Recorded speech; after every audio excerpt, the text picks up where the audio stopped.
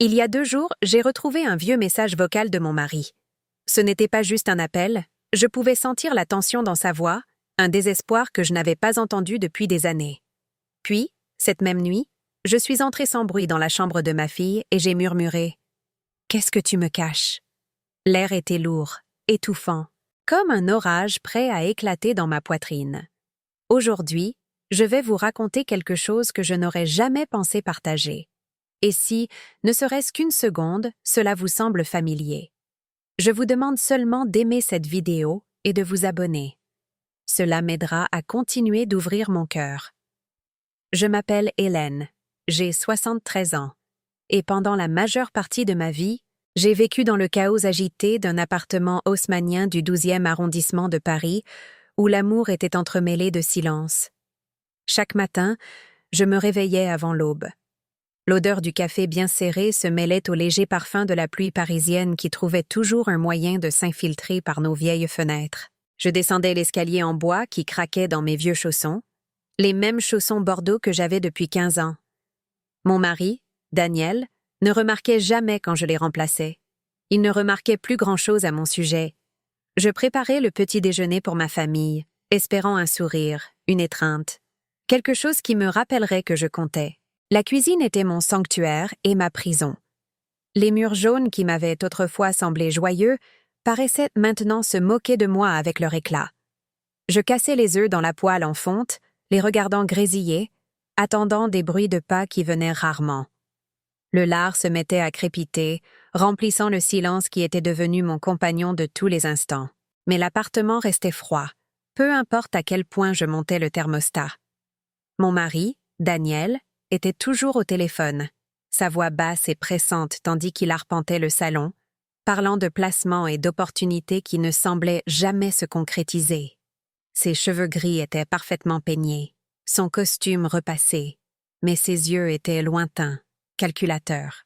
Quand il me regardait, c'était comme s'il regardait à travers moi, comme si j'étais un meuble qu'il s'était lassé de remarquer. Ma fille Léa se retirait derrière des portes closes, le cliquetis de la serrure de sa chambre résonnant comme un petit coup de poignard dans mon cœur. Elle avait 38 ans, vivait de nouveau chez nous après son 3e divorce, mais elle me traitait comme si j'étais l'intruse. Son sourire autrefois éclatant s'était estompé pour devenir quelque chose de gardé et de secret. Elle se déplaçait dans notre maison comme un fantôme, évitant mon regard, marmonnant des réponses à mes questions sur sa journée. Ce matin-là, quand un appel de Daniel a illuminé l'écran de mon téléphone, j'ai senti une lueur d'espoir. Peut-être voulait-il parler d'autre chose que d'argent. Peut-être se souvenait-il que c'était bientôt notre 40e anniversaire de mariage. Mes doigts tremblaient légèrement en répondant, pressant le téléphone froid contre mon oreille. Hélène, sa voix crépitait dans le haut-parleur, sèche et impatiente. J'ai besoin que tu transfères 5 000 € de ton livret A. Il y a une opportunité avec le Bitcoin qui pourrait tout changer pour nous. Pas de bonjour, pas de comment vas-tu. Juste une exigence enrobée de fausses promesses. Cet espoir est mort aussi vite qu'il était né. J'ai raccroché sans dire au revoir et j'ai lentement gravi ce même escalier qui craquait. La rampe était lisse sous ma paume, usée par des décennies de mon contact, du contact de ma famille, d'innombrables allées et venues. Mais aujourd'hui, elle me semblait différente, froide. J'ai trouvé la porte de la chambre de Léa verrouillée, et une subtile odeur de cigarette s'échappait par-dessous. Elle m'avait promis qu'elle avait arrêté de fumer il y a des années. Un autre mensonge dans une maison bâtie sur des mensonges. J'ai frappé doucement, mes jointures produisant à peine un son contre le bois. « Léa ? Ma chérie ?» Silence. J'ai essayé la poignée. Verrouillée. La réalité m'a frappée comme le vent froid d'octobre qui souffle sur la Seine. L'amour avait disparu. J'avais 73 ans, debout dans ma propre maison, me sentant comme une étrangère mendiant des miettes d'attention des 2 personnes qui étaient censées m'aimer le plus. Laissez-moi vous parler des années qui m'ont amenée à ce moment. Les innombrables nuits où je suis restée éveillée, soutenant Daniel à travers ses entreprises commerciales ratées. Sa dernière obsession était la crypto-monnaie. Il avait acheté du Bitcoin quand c'était haut, vendu quand c'était bas, puis emprunté de l'argent pour en acheter plus. Notre compte épargne était devenu son casino personnel, et j'étais la banque qui perdait toujours. Je me souviens l'avoir serré dans mes bras quand sa première entreprise a fait faillite. Il avait 55 ans alors, plus jeune, encore plein de rêves qui brillaient comme de la poudre aux yeux. « Hélène, juste une semaine de plus » marmonnait-il, les yeux vitreux de fatigue et de désespoir. « Juste un placement de plus et nous aurons la fortune que nous méritons. » Mon argent s'est évaporé à couvrir ces erreurs.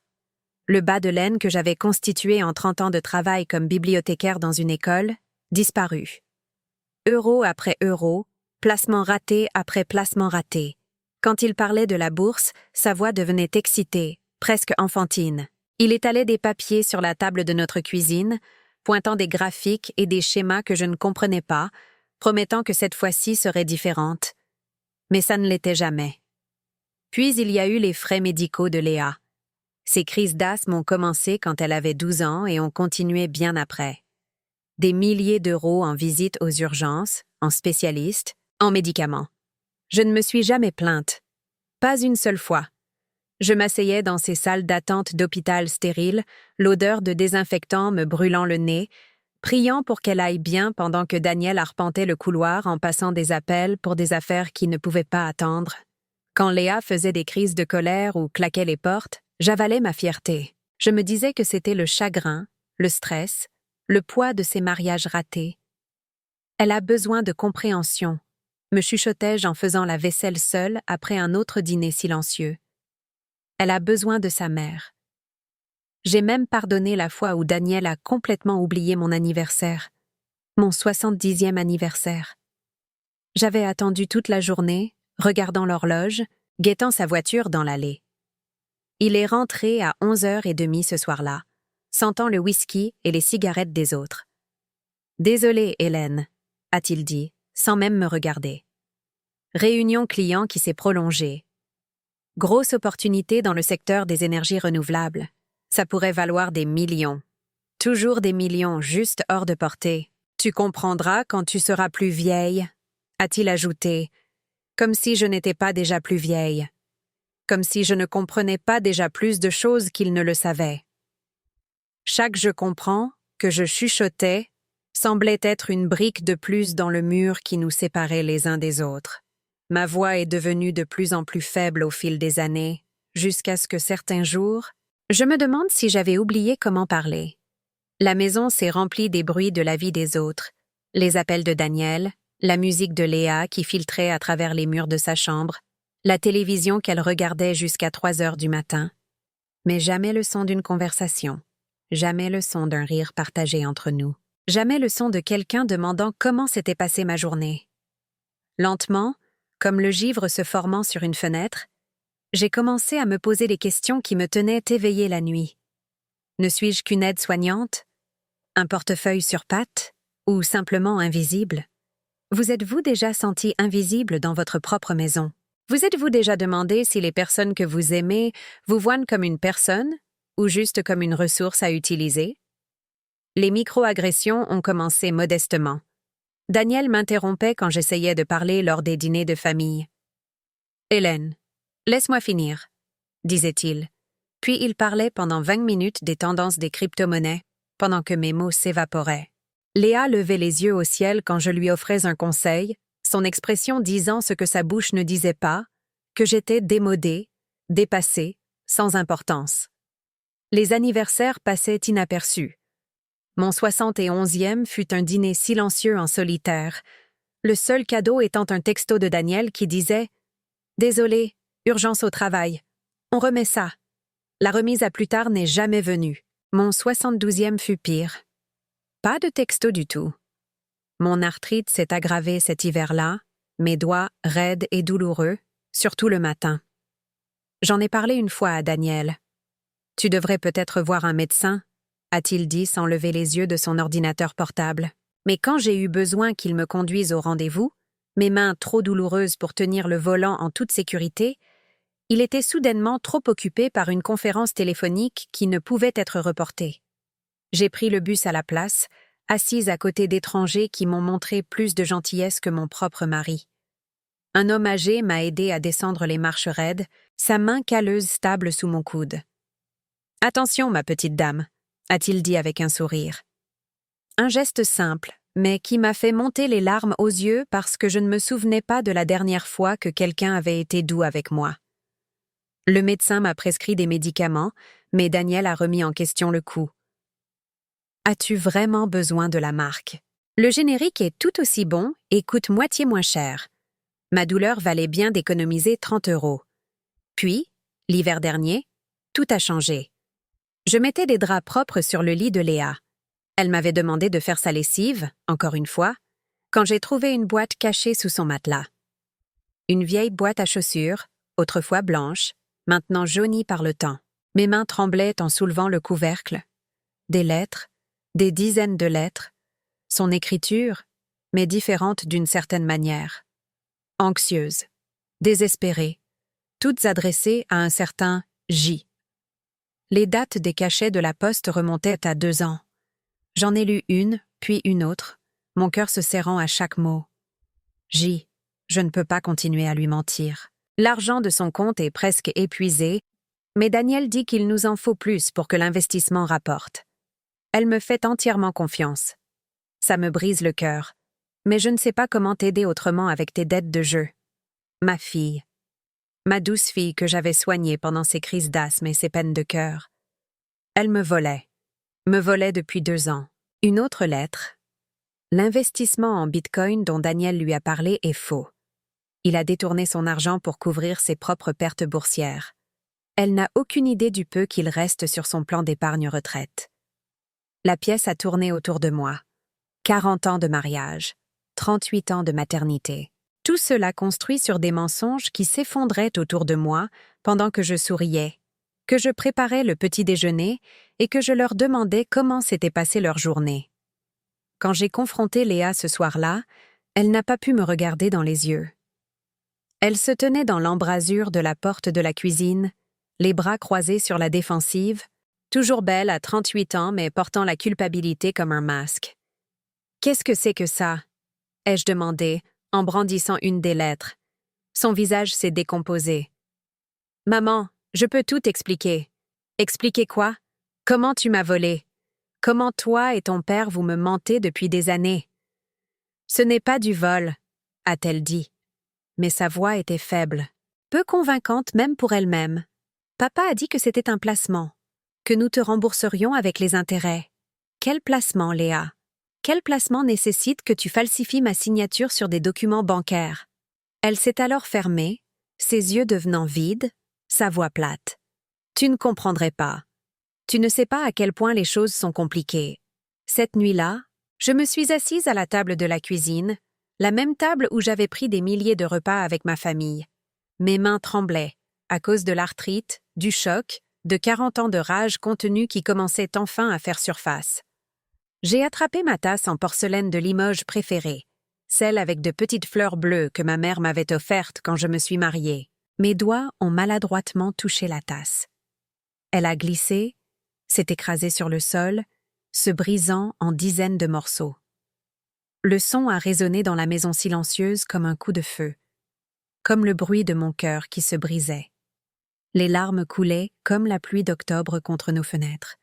Je suis restée assise là à pleurer, à vraiment pleurer, pour la première fois depuis des années. Pas les larmes prudentes et silencieuses que j'avais appris à cacher, mais les sanglots profonds, secouant tout mon corps, de quelqu'un qui avait enfin compris la vérité. J'étais seule. J'étais seule depuis des années tout en vivant avec 2 personnes qui ne me voyaient que comme une source d'argent et de main-d'œuvre gratuite. Pour la première fois, j'ai pensé à dire non aux demandes incessantes d'argent de Daniel, aux exigences secrètes de Léa, au silence étouffant qui était devenu ma vie. Mais la peur me griffait comme une chose vivante.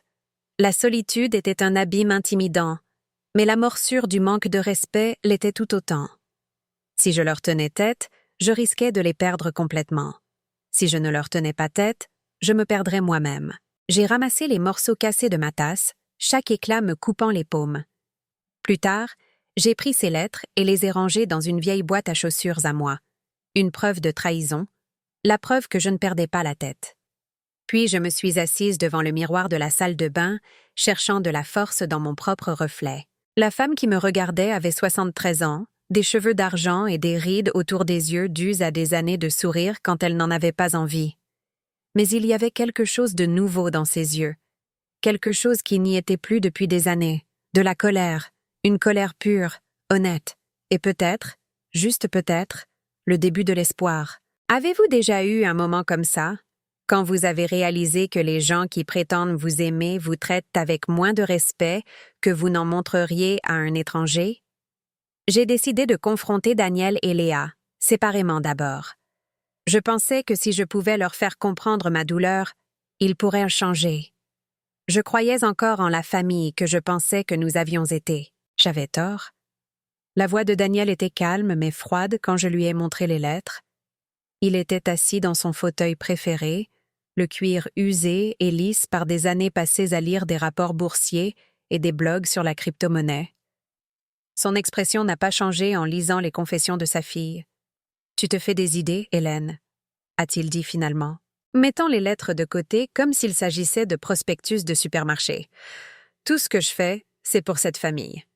Les opportunités d'investissement que je poursuis pourraient nous mettre à l'abri pour la vie. » Quelles opportunités d'investissement, Daniel? Montre-moi les relevés de compte. Montre-moi où notre argent est allé. Sa mâchoire s'est crispée. Tu ne comprends rien à la finance. Tu n'as jamais rien compris. Fais-moi confiance pour gérer ça. Te faire confiance? Tu me mens depuis des années. Notre plan d'épargne retraite est vide, n'est-ce pas? Il n'est pas vide. Il est investi. Il y a une différence. Dans quoi? Ce faux plan de Bitcoin dont Léa a parlé? Il s'est alors levé, son mètre 85 me dominant, utilisant sa taille pour m'intimider. Une tactique que je l'avais vue utiliser en réunion d'affaires, mais jamais sur moi. Jusqu'à maintenant. Ne me fais pas passer pour le méchant, Hélène. Je me suis défoncée au travail pour nous bâtir une fortune pendant que tu jouais à la dinette et que tu t'apitoyais sur ton sort. Jouer à la dinette. 40 ans de mariage, à tenir sa maison, à soutenir ses rêves, balayé d'un revers de main comme un jeu d'enfant. Léa fut pire, d'une certaine manière.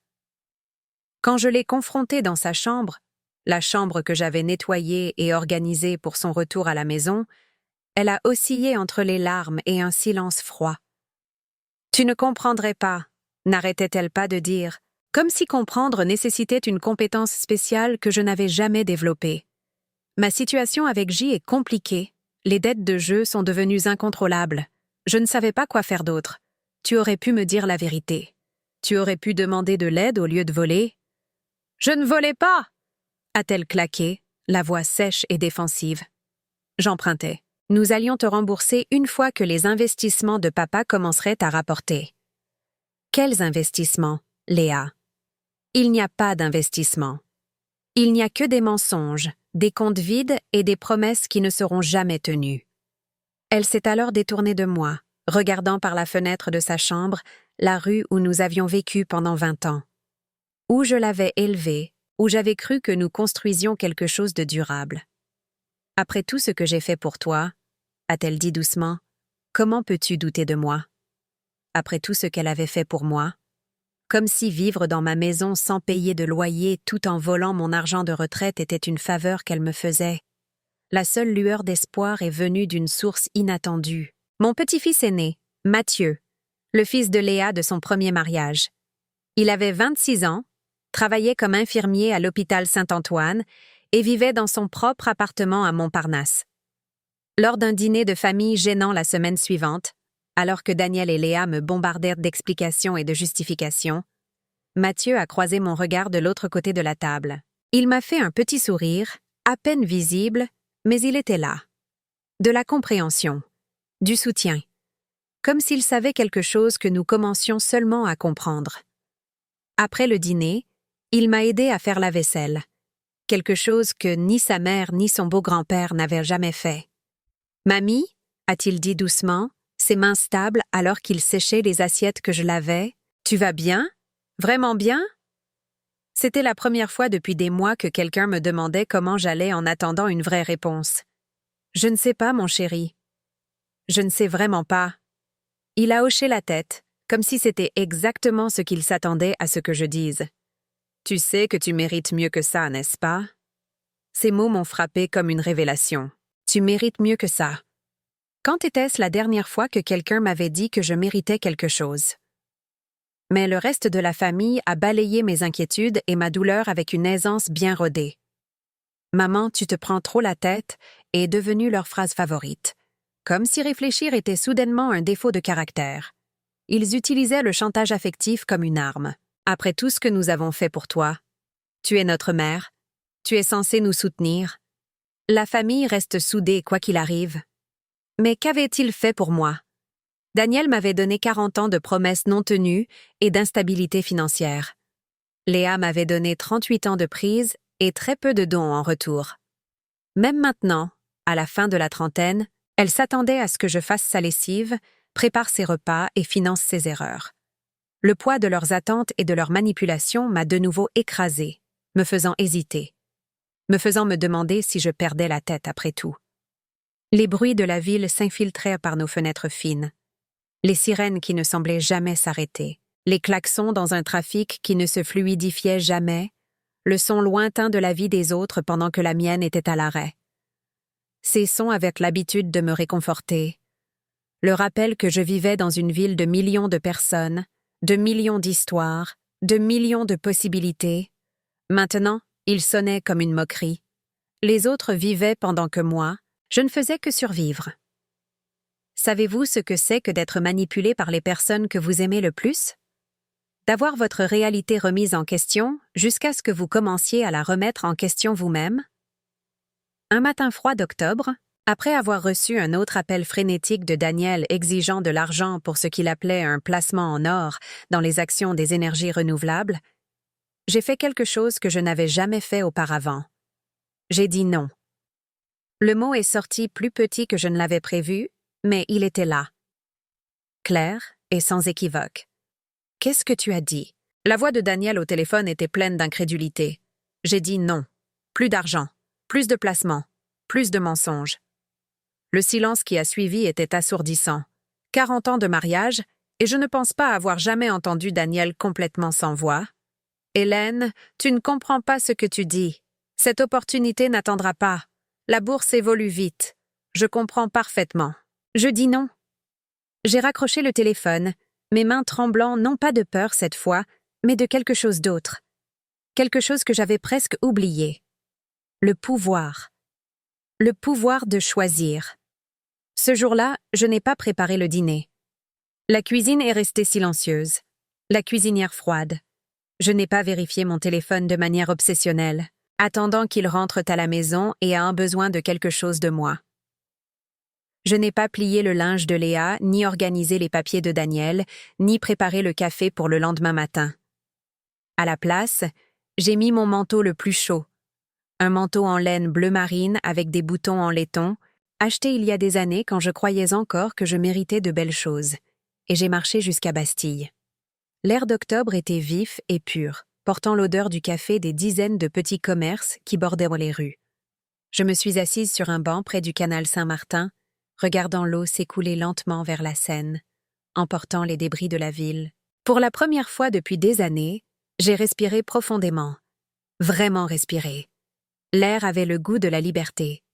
J'ai appelé une association d'aide juridique que ma voisine, Madame Tran, m'avait recommandée. Madame Tran avait 82 ans, était veuve depuis 10 ans et avait l'esprit le plus vif de toutes les personnes que je connaissais. Elle avait traversé ses propres drames financiers familiaux avec des fils qui avaient essayé de la pousser à leur céder sa maison. Hélène, m'avait-elle dit autour d'un thé la semaine précédente, parfois les gens qui prétendent t'aimer sont ceux qui te font le plus de mal. Ne les laisse pas dévorer ton avenir. À la fin de cette semaine, j'avais un rendez-vous avec une avocate. Pascale Morin, une femme de mon âge spécialisée dans l'abus financier sur les personnes âgées. Son bureau était petit mais chaleureux, rempli de plantes et de photographies de ses petits-enfants. Elle ne m'a pas parlé avec condescendance, ni n'a balayé mes inquiétudes. « Madame Fournier ?» a-t-elle dit en examinant les relevés bancaires que j'avais apportés, « ce qui vous est arrivé a un nom. Cela s'appelle l'abus de faiblesse financier sur personnes âgées, et c'est plus courant que vous ne le pensez. Lui donner un nom l'a rendu réel. Je n'étais pas folle. Je ne me prenais pas la tête. J'étais abusée par ma propre famille. Nous avons passé 2 heures à examiner mes finances. Les chiffres étaient pires que je ne l'avais pensé. Mon plan d'épargne retraite, qui contenait autrefois plus de 200 000 €, était tombé à moins de 30 000. L'argent que j'avais économisé pendant des décennies de budgétisation soignée, parti. Pouvons-nous en récupérer une partie? Ai-je demandé, bien que je connaisse déjà la réponse d'après l'expression de son visage. Une partie, peut-être, si nous pouvons prouver que les transferts ont été effectués sous de faux prétextes ou par coercition. Mais Madame Fournier, la question la plus importante est « Comment protégeons-nous ce qu'il vous reste ?» Cette nuit-là, pour la première fois depuis des mois, j'ai dormi jusqu'au matin. Pas de réveil à 3 heures du matin à m'inquiéter pour l'argent ou à guetter les bruits de Daniel rentrant tard de je ne sais quelle réunion d'affaires qu'il avait retenue. Pas de nuit blanche à me demander ce que Léa cachait derrière sa porte verrouillée. L'humidité parisienne, qui rendait habituellement le sommeil difficile, semblait différente. Plus douce, mêlée à l'odeur subtile de quelque chose que j'avais presque oublié de reconnaître. La liberté. Mais la liberté, j'allais la prendre, à un prix. Et ma famille n'allait pas me laisser partir sans se battre. La prochaine réunion de famille était censée avoir lieu dans l'appartement exigu de Léa à Montreuil. Elle avait finalement déménagé de chez nous, bien qu'elle ait emporté la moitié de nos meubles avec elle. Mais à la dernière minute, elle a déplacé le lieu chez nous. C'est plus grand, a-t-elle dit. Plus confortable pour tout le monde. Plus confortable pour elle de me manipuler sur mon propre terrain. Voilà ce qu'elle voulait dire. Mathieu est venu avec elle, m'offrant son soutien silencieux par sa simple présence. Il s'est assis à côté de moi sur le canapé, assez près pour que je sente sa solidarité, mais pas au point que ce soit évident pour les autres. Daniel a dominé la conversation dès leur arrivée, arpentant notre salon comme s'il faisait une présentation en conseil d'administration. Il s'était mis sur son 31 pour l'occasion. Son meilleur costume bleu marine, la cravate en soie que je lui avais offerte pour Noël des années auparavant, jouant le rôle de l'homme d'affaires prospère, même si son dernier placement avait été dans une crypto-monnaie qui avait perdu 90% de sa valeur en 3 semaines. « Hélène, je sais que tu as été confuse ces derniers temps, » a-t-il commencé, sur un ton condescendant, comme s'il parlait à un enfant. « Mais j'ai besoin que tu comprennes que tout ce que je fais, chaque décision que je prends, c'est pour notre sécurité future. » J'avais redouté cette conversation, mais maintenant qu'elle avait lieu, je me sentais plus calme que prévu. J'ai fouillé dans le tiroir de la table d'appoint où j'avais placé une photo, une de nous tous prise 5 ans plus tôt au Jardin du Luxembourg. Nous sourions, les bras les uns autour des autres, ressemblant à la famille heureuse que je pensais que nous étions. Je me suis levée, tenant la photo, et je les ai regardés chacun leur tour. Daniel avec ses cheveux parfaitement coiffés et son costume cher acheté avec mon argent, Léa avec son sac de créateur qui avait coûté plus que ce que je dépensais en courses en 3 mois, Mathieu me regardant avec des yeux attentifs, prêt à soutenir tout ce que je déciderais de faire. Puis, lentement, délibérément, j'ai déchiré la photo en 2. Le bruit du papier se déchirant était fort dans la pièce silencieuse. Daniel a cessé de faire les 100 pas. La bouche de Léa s'est ouverte. Mathieu a hoché la tête, juste une fois, comme s'il avait attendu que je fasse exactement ça. « Voilà, » ai-je dit en brandissant les morceaux déchirés, « ce que vous avez fait à notre famille. Vous l'avez déchiré avec des mensonges, de l'avidité et du manque de respect. » Daniel a tenté de reprendre le contrôle de la conversation. « Hélène, ce n'est pas toi. Nous sommes une famille. Les familles résolvent leurs problèmes ensemble. Les familles, ai-je dit, la voix stable et claire, ne se volent pas entre elles. Les familles ne mentent pas sur des investissements qui n'existent pas.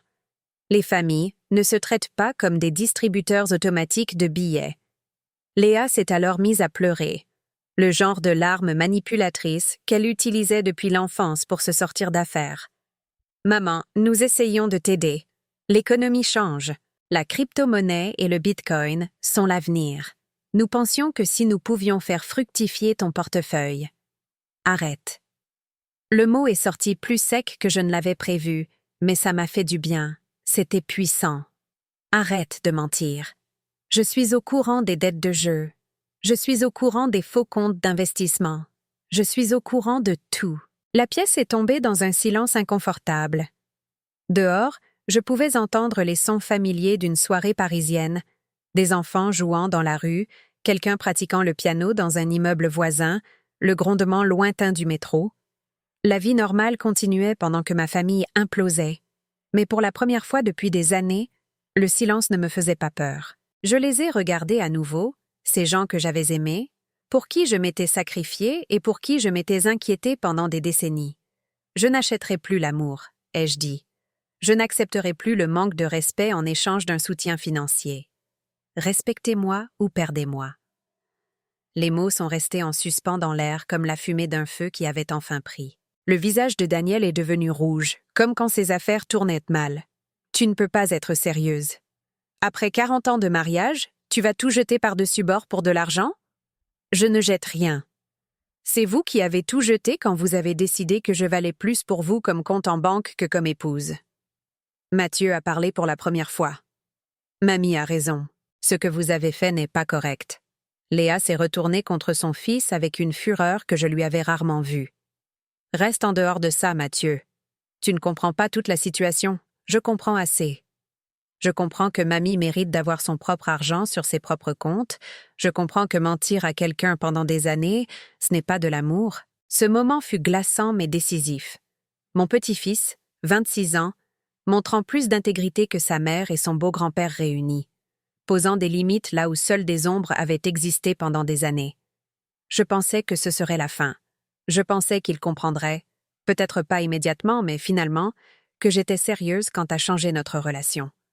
J'avais tort. Juste au moment où je pensais qu'une paix fragile pourrait s'installer, quand j'avais commencé à mieux dormir et à manger à des heures régulières, quand j'avais commencé à imaginer à quoi pourrait ressembler ma vie avec des limites et du respect de soi, quelque chose s'est produit qui a mis à l'épreuve tout ce que je pensais avoir appris sur la façon de me défendre.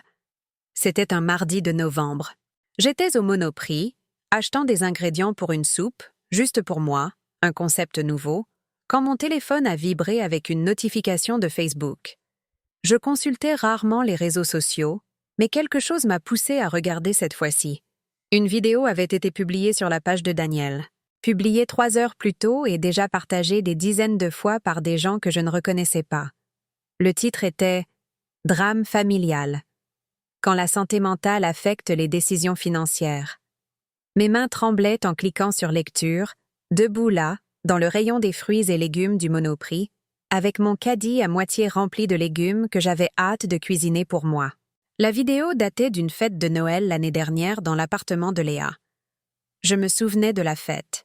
Je m'étais sentie exclue et ignorée pendant la majeure partie, mais j'étais restée parce que c'était la famille. En arrière-plan, on pouvait me voir assise seule sur le canapé de Léa, l'air perdu, âgée et confuse. Mais au premier plan, clairement, Daniel et Léa riaient de quelque chose, chuchotant de manière conspiratrice, leurs têtes rapprochées comme s'ils partageaient des secrets.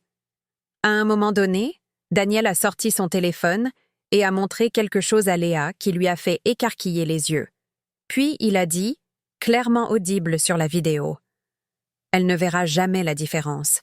Le temps qu'elle s'en rende compte, on aura triplé l'argent. » La personne qui filmait, je pense que c'était l'amie de Léa, Jennifer, l'avait posté comme un moment familial amusant. Elle n'avait aucune idée qu'elle documentait une preuve de fraude financière. Mais ce n'était pas le pire. Le pire, c'était la légende de Daniel. Ma femme Hélène souffre de confusion et de paranoïa liées à son âge concernant nos finances familiales. Cela a été difficile pour nous tous, en particulier pour notre fille. Nous vous sommes reconnaissants pour vos prières et votre soutien pendant cette période difficile. La famille avant tout, chez Soins aux aînés, santé mentale.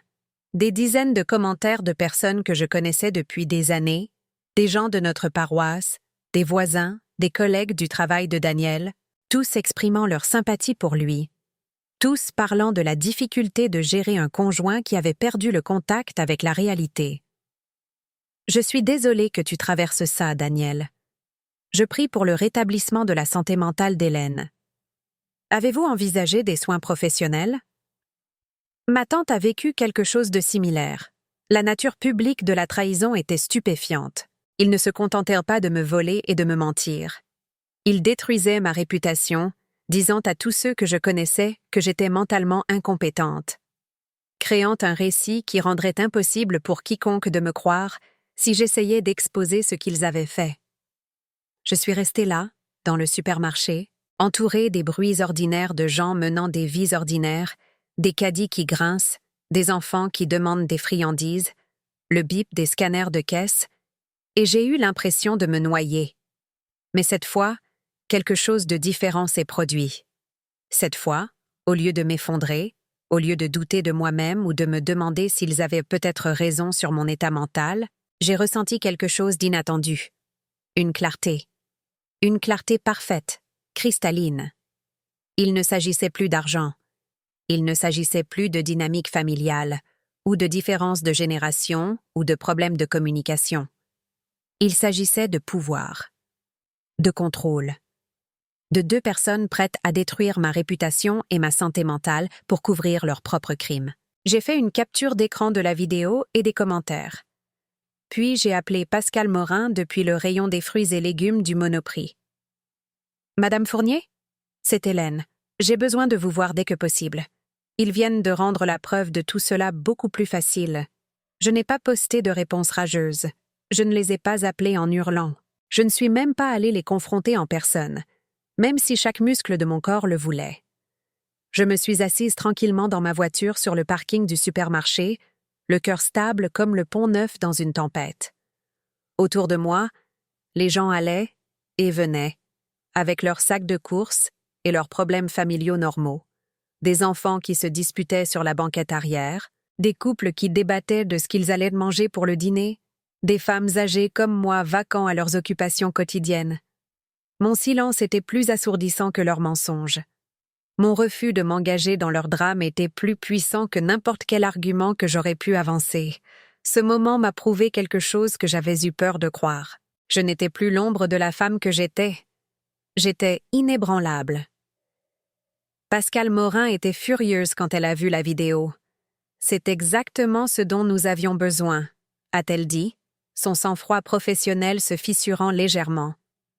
Ils viennent de fournir la preuve de leur intention de vous frauder, et la preuve qu'ils planifiaient cela depuis des mois. En une semaine, elle avait déposé des documents pour geler les actifs restants sur nos comptes joints.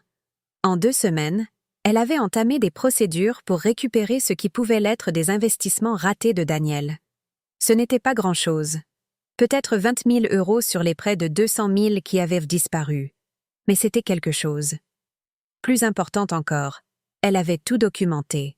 Les signatures falsifiées, les faux comptes d'investissement, le drainage systématique de mes fonds de retraite, le complot entre Daniel et Léa. Tout cela officiellement enregistré et juridiquement exploitable. Et maintenant, que se passe-t-il? Ai-je demandé lors de notre dernière réunion?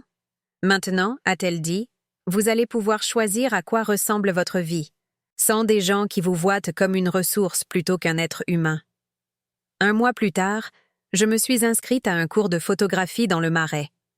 Les ateliers des beaux-arts de la ville de Paris avaient un programme spécifique pour les seniors, et l'instructrice était une femme patiente nommée Sarah, qui avait passé 20 ans comme photographe commerciale avant de décider d'enseigner. Redécouvrir le monde à travers un objectif, c'était comme réapprendre à voir. J'avais oublié à quel point les ombres pouvaient être belles lorsqu'elles tombaient sur les murs de briques au soleil de l'après-midi. J'avais oublié à quel point les visages des inconnus étaient intéressants quand ils ne savaient pas qu'ils étaient observés. J'avais oublié que le monde était plein de moments qui méritèrent d'être capturés. Nous nous réunissions 2 fois par semaine dans un studio lumineux près de la place de la République. Mes camarades de classe avaient tous des âges, des origines et des histoires différentes, mais nous partagions quelque chose d'important. Nous étions tous là parce que nous voulions apprendre quelque chose de nouveau, parce que nous croyions que nous avions encore des choses à découvrir sur nous-mêmes. J'ai renoué avec une vieille amie, Marie, qui venait de revenir à Paris de Lyon après la mort de son mari. Elle m'avait appelé à l'improviste un après-midi, ayant entendu par des amis communs parler de ma séparation avec Daniel. Hélène? C'est Marie Lambert. Marie Kowalski du quartier. J'ai failli pleurer rien qu'en entendant sa voix. Quelqu'un de mon passé qui se souvenait de moi avant que je ne sois définie par les besoins et les exigences des autres. Nous nous sommes retrouvés pour un café dans un petit endroit du Marais, le genre de café où je ne m'étais jamais autorisée à prendre le temps de profiter quand j'étais occupée à gérer la vie des autres. Marie avait l'air plus âgée, bien sûr. Nous l'étions toutes. Mais ses yeux avaient la même chaleur dont je me souvenais de l'époque où nous étions de jeunes mères ensemble, jouant au parc Montsouris pendant que nos enfants couraient sur l'aire de jeu. Alors, a-t-elle dit, après que nous ayons couvert les bases, son retour à Paris, la longue maladie de son défunt mari, son adaptation au veuvage, « Raconte-moi ce qui s'est vraiment passé avec Daniel. » Je lui ai tout raconté, toute l'histoire, des premiers appels téléphoniques suspects à l'humiliation publique sur les réseaux sociaux. Elle a écouté sans m'interrompre, me serrant parfois la main par-dessus la table lorsque les détails devenaient particulièrement douloureux. « Mon Dieu, Hélène, » a-t-elle dit quand j'ai fini. « Comment as-tu supporté ça si longtemps? Je pensais que c'était normal. Je pensais que c'était à ça que ressemblait le mariage après 40 ans.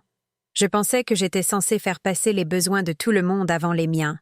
N'importe quoi, a-t-elle dit, et l'entendre jurer m'a fait rire pour la première fois depuis des mois. Le mariage est censé être un partenariat. La famille, c'est censé être l'amour et le respect, pas l'exploitation financière. Nous avons commencé à nous voir régulièrement, explorant la ville ensemble comme des touristes dans notre propre ville. Les galeries d'art de Saint-Germain-des-Prés que je n'avais jamais eu le temps de visiter. De petits musées nichés dans des quartiers que je n'avais jamais explorés.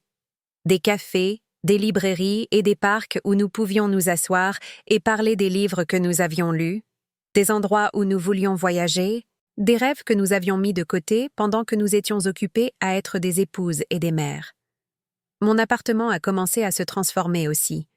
Avec le départ de Daniel, il avait emménagé avec une femme qu'il avait rencontrée à une conférence sur la crypto-monnaie. Je pouvais enfin arranger les choses comme je les aimais. De nouveaux rideaux bleu tendre au lieu du marron que Daniel préférait. Des plantes partout, remplissant les fenêtres de vie verte. Un éclairage chaleureux qui rendait tout doux au lieu d'être dur. J'ai aussi acheté de nouveaux vêtements. Pas des choses de créateurs chers comme Léa aurait choisi, mais des vêtements qui me faisaient me sentir moi-même. Des pulls doux dans des couleurs qui complétaient mes cheveux argentés. Des chaussures confortables qui ne faisaient pas mal à mes pieds arthritiques. Un manteau d'hiver rouge profond qui me faisait me sentir visible, vibrante, vivante. Mathieu venait souvent, amenant parfois sa petite amie Rachel, une assistante sociale qui comprenait la dynamique familiale mieux que la plupart des gens. Il ne demandait jamais rien. N'avaient jamais besoin de moi pour résoudre leurs problèmes ou financer leurs erreurs. Ils venaient parce qu'ils appréciaient ma compagnie et parce qu'ils savaient que j'appréciais la leur. Pour la première fois depuis des décennies, je me sentais vue, entendue et respectée dans ma propre maison. « Mamie », a dit Mathieu un soir alors que nous regardions mes nouvelles photos étalées sur la table de la cuisine, « tu as l'air différente. » Plus heureuse. Je me sens différente. Je me sens de nouveau moi-même. Tu n'étais pas toi-même avant? J'ai réfléchi à cela un long moment. J'étais celle que je pensais devoir être. La bonne épouse. La mère qui soutient. La femme qui ne se plaignait jamais et ne demandait jamais trop. Et maintenant? Maintenant, je suis juste Hélène. Et Hélène, il s'avère, est quelqu'un qui vaut la peine d'être connu. Avez-vous déjà découvert qui vous êtes vraiment sous tous les rôles que vous avez joués pour les autres? Avez-vous déjà ressenti le soulagement d'être enfin vous-même? 6 mois ont passé depuis ce matin d'octobre où j'ai dit non pour la première fois. 6 mois depuis que j'ai déchiré cette photo et posé des limites que je pensais ne jamais avoir le courage de poser. Je ne porte plus le poids de la trahison. Il s'est transformé en autre chose. Pas exactement le pardon, mais la compréhension. Je comprends maintenant que le comportement de Daniel et Léa n'a jamais vraiment été à mon sujet. C'était à propos de leurs propres peurs, de leurs propres insuffisances, de leur propre incapacité à construire les vies qu'ils voulaient par un travail honnête et des relations authentiques. Je comprends que j'ai passé 40 ans à essayer de gagner l'amour de personnes incapables de le donner. pas parce qu'elles étaient mauvaises, mais parce qu'elles n'avaient jamais appris à voir les autres comme autre chose que des sources d'approvisionnement pour leurs propres besoins. Quand je regarde en arrière maintenant, je ne vois pas de perte. Je vois une libération. Comme les couchers de soleil flamboyants sur Paris que je regarde de la fenêtre de mon appartement chaque soir, promettant la fin d'un jour et le début d'un autre. La semaine dernière, Daniel m'a appelé. La première fois que nous nous parlions depuis le jour où j'ai déménagé ses affaires hors de notre maison et changé les serrures. Sa voix était différente, plus petite, moins assurée. « Hélène ?» C'est Daniel. Je me demandais, pourrions-nous parler? Peut-être prendre un café? De quoi parlerions-nous? Daniel? De nous? De réparer les choses? Je sais que j'ai fait des erreurs avec les placements, mais je pense que si nous pouvions... Daniel, l'ai-je interrompu doucement. Il n'y a plus de nous. Il n'y en a plus depuis longtemps. Mais nous sommes mariés. Nous avons 40 ans ensemble. Nous avons 40 ans d'histoire. Ce n'est pas la même chose. Il est resté silencieux un long moment. Puis, « Es-tu heureuse? En vivant seule comme ça? » J'ai sérieusement réfléchi à la question. Étais-je heureuse? Cela faisait si longtemps que personne ne me l'avait demandé. Si longtemps que je ne me l'étais pas demandé à moi-même. « Oui ?» ai-je dit, et j'ai réalisé en le disant que c'était entièrement vrai. Je suis heureuse.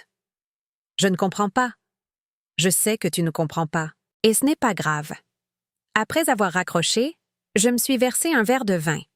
Un Riesling que j'avais découvert lors d'une dégustation de vin à laquelle Marie et moi avions assisté dans le Marais. Je me suis assise près de ma fenêtre, regardant le soleil se coucher sur Paris, regardant les lumières s'allumer aux fenêtres des maisons où d'autres familles partageaient leur soirée. Certaines de ces familles étaient probablement heureuses et en bonne santé. D'autres luttaient probablement avec leur propre version de ce que j'avais traversé. Mais toutes vivaient leur vie, faisaient leurs choix, apprenaient leurs leçons. J'ai levé mon verre à la fenêtre, à la ville, à la vie que j'avais encore devant moi. À Hélène, ai-je dit à voix haute, me sentant seulement un peu ridicule. À la femme qui a finalement appris à s'estimer. Léa ne m'a pas contactée du tout depuis le jour où elle a appris que j'avais gelé nos comptes joints. J'ai entendu par Mathieu qu'elle était en colère, qu'elle se sentait trahie, qu'elle disait aux gens que j'étais devenue méchante en vieillissant. Tant mieux. Qu'elle soit en colère. Qu'elle se sente trahie. Qu'elle comprenne, ne serait-ce qu'un peu, ce que ça fait d'avoir quelqu'un en qui on a confiance agir contre ses intérêts. Les procédures judiciaires sont toujours en cours. Pascal dit que nous pourrions récupérer une plus grande partie de l'argent volé, mais elle m'avertit de ne pas y compter. Daniel en a dépensé la majeure partie dans des investissements qui ont échoué ou n'ont jamais existé. La fortune en crypto-monnaie qu'il avait promise s'est avérée valoir environ 300 €. Mais je n'ai pas besoin de récupérer l'argent, pas vraiment.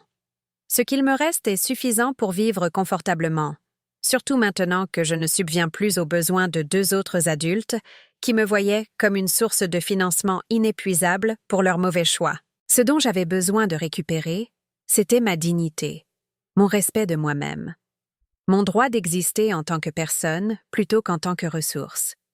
Et ces choses, il s'avère, n'ont jamais vraiment été perdues. Elles étaient juste enfouies sous des années de peur, de conditionnement et de croyances erronées sur ce à quoi l'amour était censé ressembler. Ma leçon pour vous est simple. Ne vous contentez jamais du silence quand vous méritez d'être entendu. N'acceptez jamais le manque de respect en échange de l'illusion de l'amour.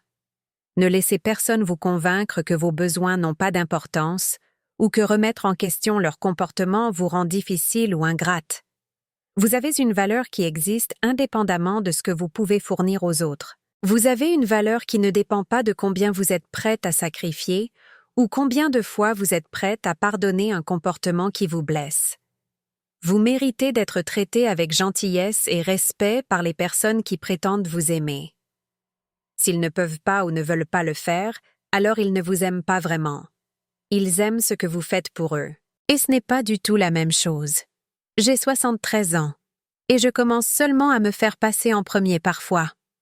Seulement à apprendre que poser des limites n'est pas égoïste, c'est nécessaire. seulement à comprendre que le véritable amour ne vous demande pas de vous diminuer pour que les autres soient à l'aise.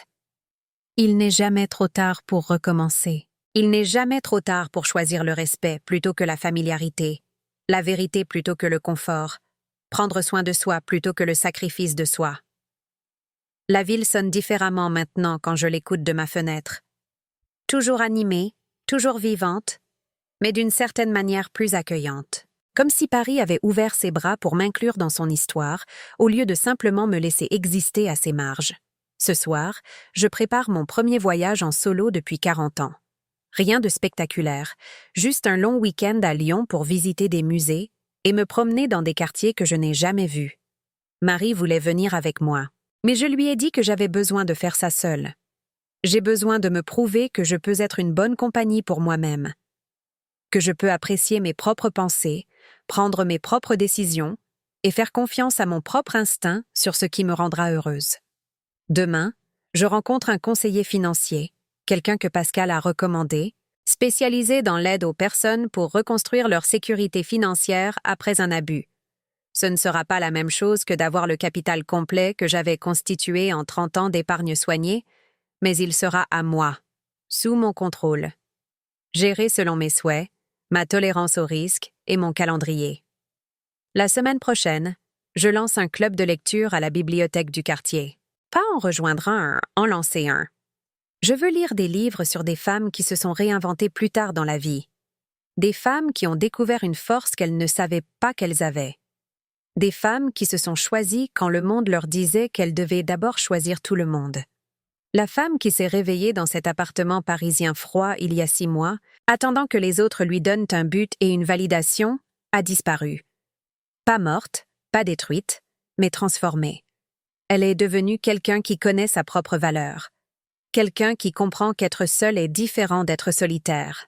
Quelqu'un qui peut se regarder dans le miroir et être fier de ce qu'elle voit. Avez-vous déjà vécu quelque chose comme ça? Avez-vous déjà dû choisir entre maintenir la paix et conserver votre dignité?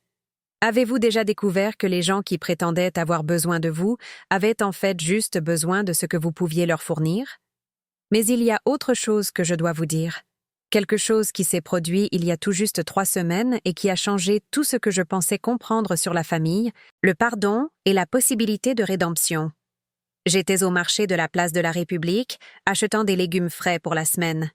C'était l'un de ces matins d'octobre parfaits où l'air est vif mais le soleil chaud, où toute la ville semble scintiller de possibilités. J'examinais de belles tomates anciennes, pensant faire de la sauce maison. Quelque chose pour lequel je n'avais jamais eu le temps quand je cuisinais pour une famille qui remarquait à peine ce que je mettais dans leurs assiettes. « Mamie ?»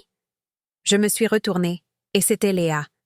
Pas la fille en colère et sur la défensive que j'avais vue pour la dernière fois 8 mois plus tôt, mais quelqu'un qui avait l'air plus petite, plus âgée, usée par quelque chose que je ne pouvais pas tout à fait identifier. Ses vêtements de marque avaient été remplacés par un simple jean et un pull uni. Son maquillage était minimal. Ses cheveux attachés en une queue de cheval pratique au lieu des ondulations soigneusement coiffées qu'elle mettait 1 heure à obtenir chaque matin.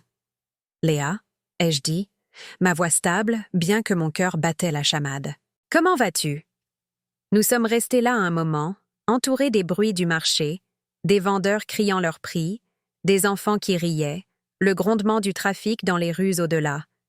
Je pouvais la voir rassembler son courage pour parler, de la même manière qu'elle le faisait quand elle avait 7 ans et qu'elle avait cassé quelque chose de précieux. « Je voulais t'appeler », a-t-elle dit finalement, depuis des mois. Mais je ne savais pas quoi dire. « Tu pourrais commencer par la vérité ?» ai-je dit. Pas en colère, pas amère, juste de manière factuelle. Ses yeux se sont remplis de larmes, mais elle n'a pas détourné le regard cette fois. « Je suis désolée. Je suis tellement désolée, maman. Ce que nous t'avons fait, ce que je t'ai fait, c'était impardonnable. J'ai attendu. Autrefois, je me serais précipitée pour la réconforter, pour lui dire que ce n'était pas grave, pour la soulager de ses choix. Mais j'avais appris la différence entre l'empathie et la complaisance. Je pouvais ressentir de la compassion pour sa douleur sans prendre la responsabilité de la guérir. « J m'a quitté », a-t-elle poursuivi, sa voix à peine plus qu'un murmure. le mois dernier. Il a pris le reste de son argent de jeu et a disparu. Il s'est avéré qu'il voyait 3 autres femmes, toutes finançant son addiction. J'ai perdu mon travail parce que j'avais utilisé les cartes de crédit de l'entreprise pour lui transférer de l'argent. Je vis dans un studio à Queens que je peux à peine me payer. Elle a fait une pause, s'essuyant les yeux avec le dos de la main. Mais ce n'est pas pour ça que je m'excuse. Enfin, c'est en partie pour ça. Tout perdre m'a fait réaliser ce que je t'avais fait, comment je t'avais traité comme mon distributeur personnel au lieu de ma mère. Mais surtout, je m'excuse parce que Mathieu m'a fait comprendre quelque chose. Quoi donc? Que tu m'as aimé inconditionnellement pendant 38 ans et que j'ai remboursé cet amour en te volant, en te mentant et en te traitant comme si tu étais stupide. Que j'ai passé toute ma vie d'adulte à profiter de ta gentillesse et quand tu as enfin pris ta défense, je me suis mise en colère contre toi au lieu de regarder mon propre comportement. Une famille avec de jeunes enfants nous a dépassés, les enfants excités par le jus de pommes frais qu'ils venèrent d'acheter. La vie normale continuait autour de nous pendant que ma fille et moi nous trouvions à la croisée des chemins, nous demandant si nous pouvions sauver quelque chose des décombres de notre relation. Mathieu voit un thérapeute, a continué Léa, pour ses propres problèmes de traumatisme familial, et il m'a suggéré de faire de même. J'y vais 2 fois par semaine depuis 3 mois maintenant. J'ai hoché la tête, ne disant toujours rien, la laissant remplir le silence de vérité au lieu de me précipiter pour le combler de réconfort. Je comprends maintenant que ce que nous avons fait n'était pas seulement une question d'argent, c'était de la maltraitance. Abus financiers, abus émotionnels, le genre de manipulation systématique qui détruit les gens. Et je comprends que je ne peux pas simplement dire que je suis désolée et espérer que tout redevienne comme avant. Non, ai-je dit doucement. Tu ne peux pas. Son visage s'est décomposé un instant, puis elle s'est reprise. Je sais que je t'ai peut-être perdu pour toujours, mais je devais essayer de te dire que je sais que ce que j'ai fait était mal, que je sais que tu ne méritais pas ça, que tu as été une bonne mère qui méritait mieux qu'une fille qui te voyait comme une ressource au lieu d'une personne. J'ai regardé cette femme, ma fille, cette étrangère, cette personne qui m'avait causé tant de douleur, et j'ai ressenti quelque chose que je ne m'attendais pas à ressentir. Pas le pardon. Pas encore. Mais peut-être le début d'une possibilité. Comment se passe ta thérapie? Ai-je demandé. Elle a réussi un petit sourire triste. Dur. Vraiment dur. J'apprends que j'ai été égoïste et pleine de droits toute ma vie, et que j'ai appris à manipuler l'amour des gens pour obtenir ce que je voulais au lieu d'apprendre à construire de vraies relations. Ma thérapeute dit que j'ai ce qu'elle appelle une codépendance financière. Je n'ai jamais appris à me soutenir émotionnellement ou financièrement sans prendre aux autres. Et Daniel? Son expression s'est assombrie. Papa est toujours le même, toujours convaincu qu'il va devenir riche avec un nouveau plan d'investissement. La dernière fois que j'ai entendu parler de lui, il essayait de convaincre sa nouvelle petite amie d'investir dans un truc de marketing multiniveau. Mais elle est intelligente, elle lui a dit non. Nous avons marché lentement à travers le marché ensemble, sans parler, juste en nous déplaçant côte à côte à travers la foule. J'ai acheté mes tomates, du pain frais, un petit bouquet de tournesol. Des choses ordinaires pour un samedi matin ordinaire, sauf que rien de tout cela ne semblait ordinaire. Finalement, alors que nous atteignions le bord du marché, j'ai arrêté de marcher. Léa, j'ai besoin que tu comprennes quelque chose. Je ne suis pas la même personne qu'il y a 8 mois. Je ne vais pas redevenir la mère qui fait passer les besoins de tout le monde avant les siens. Je ne vais pas prétendre que ce qui s'est passé n'est pas arrivé, ou que dire que tu es désolée efface les années de mensonges et de vols. Je sais, a-t-elle dit, et je pouvais voir qu'elle le pensait. Je ne m'attends pas à ce que tu me fasses confiance. Je ne m'attends pas à ce que tu me laisses revenir dans ta vie comme si rien ne s'était passé. Je voulais juste que tu saches que je te vois maintenant. Je vois la femme que j'ai blessée, et je suis désolée pour tout ça. J'ai étudié son visage, cherchant des signes de manipulation ou d'apitoiement sur soi, ou le subtil sentiment de droit que j'avais appris à reconnaître. Mais ce que j'ai vu à la place, c'est quelque chose que je n'avais jamais vu chez elle auparavant. Un remords sincère. Pas la culpabilité d'avoir été prise, pas le regret des conséquences auxquelles elle faisait face, mais une véritable tristesse pour la douleur qu'elle avait causée à une autre personne. « Je suis contente que tu sois en thérapie, » ai-je dit finalement. « Je suis contente que tu apprennes à prendre la responsabilité de tes choix. C'est un travail important, et c'est un travail que tu dois faire pour toi-même, pas pour regagner mes bonnes grâces. Je le sais aussi. » J'ai cherché dans mon sac à main et j'ai sorti une petite carte, l'un des tirages photographiques que j'avais fait dans mon cours. C'était une photo que j'avais prise au parc Montsouris, un gros plan d'un vieux chêne avec de nouvelles pousses sortant de ce qui ressemblait à une branche blessée. La lumière filtrait à travers les feuilles, projetant des ombres complexes sur l'écorce. J'ai pris ça il y a quelques semaines, ai-je dit en la lui tendant. Ça m'a rappelé que parfois de belles choses peuvent naître d'endroits abîmés, mais seulement si les dégâts sont reconnus et que la guérison est réelle. Elle a regardé la photo un long moment, puis m'a regardée. « C'est magnifique, maman. Je ne savais pas que tu reprenais des photos. Il y a beaucoup de choses que tu ne sais pas sur moi maintenant. Il y a beaucoup de choses que je ne savais pas sur moi-même jusqu'à récemment. » Elle a hoché la tête, glissant soigneusement la photo dans son sac. « Peut-être. Peut-être qu'un jour tu pourrais me montrer plus de tes photos, si tu veux. Si tu penses qu'il pourrait y avoir une place pour moi dans ta nouvelle vie. »« Peut-être, » ai-je dit. Et c'était la réponse la plus honnête que je pouvais donner. Mais ce devrait être différent, Léa. Ce devrait être construit sur le respect et la vérité, pas sur ma peur de te perdre. Je comprends. En la regardant s'éloigner vers la station de métro, j'ai ressenti quelque chose d'inattendu, de l'espoir. Pas l'espoir que nous puissions revenir à ce que les choses étaient avant, mais l'espoir que nous pourrions peut-être construire quelque chose de nouveau.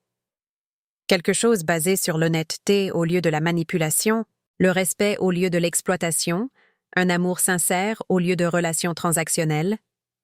Mais l'espoir, avais-je appris, était différent de l'attente. Je pouvais espérer la guérison sans en dépendre. Je pouvais laisser la porte ouverte à la réconciliation sans compromettre les limites que j'avais si durement établies. Ce soir-là, j'ai appelé Mathieu pour lui raconter ma rencontre avec sa mère au marché. « Comment te sens-tu par rapport à ça ?» a-t-il demandé. Il avait appris à poser de bonnes questions au cours des mois qui avaient suivi le début de mon chemin vers l'indépendance. « Compliqué, ai-je dit, pleine d'espoir mais prudente. » Elle semblait différente, mais les gens peuvent sembler différents quand ils veulent quelque chose. Que penses-tu qu'elle veuille?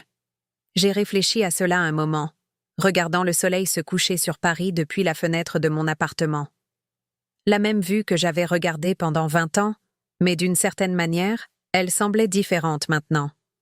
Plus vibrante, plus pleine de possibilités. Je pense qu'elle veut le pardon, ai-je dit finalement. Mais je pense aussi que, pour la première fois, elle pourrait vraiment comprendre ce que signifie le pardon. Que ce n'est pas faire semblant que les choses ne se sont jamais produites ou revenir à d'anciens schémas. C'est faire de la place pour que quelque chose de nouveau puisse grandir. Vas-tu lui donner une chance? Je vais nous donner à toutes les deux une chance de voir si elle a vraiment changé ou si c'est juste une autre manipulation. Mais Mathieu, même si elle a changé, même si elle fait le travail et devient une meilleure personne, cela ne signifie pas que je dois redevenir la mère qui sacrifie son propre bien-être pour le confort de sa fille. « Bien, » a-t-il dit, et je pouvais entendre le soulagement dans sa voix. « Tu as travaillé trop dur pour devenir toi-même, pour redevenir celle que tout le monde voulait que tu sois. » Les mois suivants se sont écoulés tranquillement. Fidèle à sa parole, Léa n'a pas insisté pour plus de contacts ni essayé de précipiter la reconstruction de notre relation. Elle m'a envoyé une carte pour mon anniversaire, rien d'élaboré ou de cher, juste une simple note qui disait « Je pense à toi aujourd'hui et je suis reconnaissante pour toutes les années où tu m'as aimée même quand je ne le méritais pas. » Elle m'a appelé une fois, environ 6 semaines après notre rencontre au marché, pour me dire qu'elle avait trouvé un travail dans une association qui aidait les personnes dépendantes au jeu. « Au SMIC ?» a-t-elle dit avec un rire qui sonnait plus authentique que tous ceux que je lui avais entendus depuis des années. Mais ça fait du bien d'aider les gens au lieu de permettre des comportements destructeurs. Nous avons commencé à nous voir pour un café 1 fois par mois, toujours dans des lieux publics, toujours pour une durée limitée, toujours avec des limites claires sur ce dont nous parlerions ou non. Elle me parlait de sa thérapie, de son nouveau travail, de sa compréhension croissante de la façon dont l'addiction, sa codépendance, le jeu de J, avaient empoisonné nos relations familiales pendant des années. Je lui parlais de ma photographie, de mon club de lecture, de mon amitié avec Marie, des façons dont je découvrais qui était vraiment Hélène Fournier quand elle n'était pas définie par les besoins des autres. Ces conversations étaient guindées au début, formelles d'une manière que les conversations entre mères et filles ne sont pas censées l'être, mais elles étaient honnêtes d'une manière que nos conversations n'avaient jamais été auparavant. Pas d'agenda caché, pas de manipulation, personne n'attendant que l'autre fournisse de l'argent, de la validation ou un pardon inconditionnel. Lentement, très lentement, j'ai commencé à entrevoir des bribes de la fille que j'avais toujours espéré que Léa pourrait devenir. Quelqu'un qui posait des questions parce qu'elle s'intéressait aux réponses, pas parce qu'elle cherchait une ouverture pour demander quelque chose. Quelqu'un qui parlait de ses problèmes sans s'attendre à ce que je les résolve. Quelqu'un qui semblait comprendre que les relations exigent la réciprocité, que l'amour ne consiste pas seulement à prendre, mais aussi à donner. Mais j'étais prudente. J'en avais trop appris sur la façon de me protéger pour être naïve quant à la possibilité de changement. Les gens peuvent se transformer, mais la transformation prend du temps et des actions constantes, pas seulement de bonnes intentions et des séances de thérapie. Le véritable test est arrivé pendant les fêtes. Dans notre famille, Noël avait toujours été une période de grand stress et de chorégraphie soignée. Daniel gérant ses déceptions professionnelles en buvant trop et en faisant de grandes déclarations sur les opportunités financières de l'année suivante. Léa oscillant entre la dépression due à sa dernière catastrophe amoureuse et une excitation maniaque pour des cadeaux chers qu'elle ne pouvait pas se permettre. Moi, cuisinant des repas élaborés que personne n'appréciait vraiment, achetant des cadeaux à crédit, essayant de créer la célébration familiale parfaite pour masquer le dysfonctionnement sous-jacent. Cette année était différente. Cette année, j'ai d'abord fait mes propres plans. J'ai réservé un petit chalet dans le Morvan pour la semaine de Noël. Juste moi, une pile de livres que je voulais lire, et mon équipement photo. J'ai dit à Mathieu que lui et Rachel étaient les bienvenus pour me rejoindre un jour ou deux s'ils le voulaient, mais que j'attendais principalement avec impatience des vacances calmes axées sur le repos et la réflexion plutôt que sur la performance et l'obligation. Quand Léa a appelé début décembre pour s'enquérir des plans pour les fêtes, je lui ai parlé de ma retraite au chalet. « Oh !» a-t-elle dit, et je pouvais entendre la déception dans sa voix. J'espérais. Je veux dire, je comprends si tu ne veux pas passer Noël ensemble. Après tout ce qui s'est passé. Mais j'espérais que nous pourrions peut-être dîner ou quelque chose comme ça. Nous pouvons dîner, ai-je dit. Mais pas le jour de Noël. Le jour de Noël, c'est pour moi cette année. Bien sûr. Je comprends. Et je pense qu'elle comprenait, d'une manière que l'ancienne Léa n'aurait jamais pu. Elle n'a pas argumenté, ni culpabilisé, ni essayé de négocier sa place dans mes plans de vacances. Elle a accepté mes limites sans me faire sentir égoïste de les avoir. Nous nous sommes retrouvés pour déjeuner le week-end avant Noël dans un petit restaurant de Montparnasse, non loin de l'appartement de Mathieu. Elle m'a apporté un cadeau. Pas des bijoux ou des vêtements chers comme autrefois, mais un livre de photographies d'artistes femmes avec une note à l'intérieur qui disait « Pour l'artiste que je n'ai jamais pris le temps de voir. Merci de ne pas avoir renoncé à toi-même, même quand ta famille a renoncé à toi. » Je lui ai donné une photo encadrée que j'avais prise au Jardin du Luxembourg. Une photo de deux personnes assises sur un banc, le visage détourné de l'appareil photo, mais leur langage corporel suggérant la conversation et la connexion. C'est ce que j'espère que nous pourrons construire, ai-je dit. Quelque chose de réel. Cette période des fêtes n'était pas parfaite, mais elle était honnête. J'ai passé le matin de Noël seule dans les montagnes, regardant la neige tomber à travers de grands pins, buvant du café en pyjama, lisant de la poésie, et me sentant plus en paix que je ne l'avais été pendant n'importe quelle célébration familiale depuis des décennies. Mathieu et Rachel m'ont rejointe le soir de Noël, apportant des plats chinois à emporter, une bouteille de vin et des histoires de leur travail en ville. Nous avons joué à des jeux de société, regardé mes récentes photos et parlé de leurs projets pour la nouvelle année. C'était simple, détendu, authentique. Le contraire de toutes les performances stressantes de vacances que j'avais orchestrées pendant tant d'années. Quand je suis revenue à Paris après le Nouvel An, je me sentais différente. Pas seulement reposée, mais claire sur ce que je voulais que ma vie ressemble à l'avenir. Claire sur les types de relations que j'étais prête à avoir et les types de comportements que je n'étais plus prête à tolérer. Je me sentais aussi claire à propos de Léa. Au cours des derniers mois, je l'avais vue faire des changements petits, mais constants. Payer son propre café quand nous nous rencontrions au lieu de supposer que je paierais l'addition. Me demander comment s'était passée ma journée et écouter les réponses. Parler de ses problèmes sans s'attendre à ce que je les résolve ou que je finance les solutions. Respecter mes limites sans me faire sentir coupable de les avoir. Mais plus que cela, je l'avais vue commencer à s'intéresser sincèrement à qui j'étais en tant que personne, plutôt qu'à qui j'étais par rapport à ses besoins. Elle posait des questions réfléchies sur ma photographie. Elle se souvenait de détails de nos conversations précédentes. Elle semblait curieuse de mon amitié avec Marie, de mon club de lecture, de mes voyages. Pour la première fois en 38 ans, ma fille apprenait à me connaître. C'était effrayant, cette reconstruction progressive. Une partie de moi voulait garder tous les murs en place, me protéger d'une déception future. Mais une autre partie de moi reconnaissait que la guérison nécessite parfois de prendre des risques soigneusement calculés. 3 mois après Noël, Léa m'a demandé si elle pouvait voir plus de mon travail photographique. Pas la demande désinvolte de quelqu'un qui fait la conversation, mais l'intérêt sincère de quelqu'un qui y réfléchissait depuis un moment. Je l'ai invitée à mon appartement un samedi après-midi. Elle est arrivée avec un petit bouquet de fleurs, des jonquilles, le premier signe du printemps, et son attitude respectueuse habituelle envers mon espace et mon temps. Je m'étais préparée soigneusement pour cette visite, étalant des tirages des 8 derniers mois de mon parcours photographique, des photos de la ville à différents moments de la journée, des portraits d'inconnus qui avaient attiré mon attention, des études abstraites de lumière et d'ombre, des paysages de mes voyages en solo à Lyon et dans le Morvan. Léa s'est déplacée lentement à travers la collection, s'arrêtant fréquemment, posant des questions sur la technique, le moment et les histoires derrière certaines images. Ces questions étaient informées. Elle avait clairement lu sur la photographie, appris le vocabulaire, essayant de comprendre ce que je faisais réellement, plutôt que de simplement offrir des louanges génériques. Celle-ci, a-t-elle dit, s'arrêtant devant une photo que j'avais prise d'une femme âgée nourrissant des pigeons sur la place des Vosges. Le visage de la femme était ridé, mais paisible, et la lumière l'avait capturé dans un moment de joie tranquille. On dirait toi. La façon dont tu vois le monde. J'ai regardé la photo avec de nouveaux yeux, la voyant à travers la perspective de ma fille.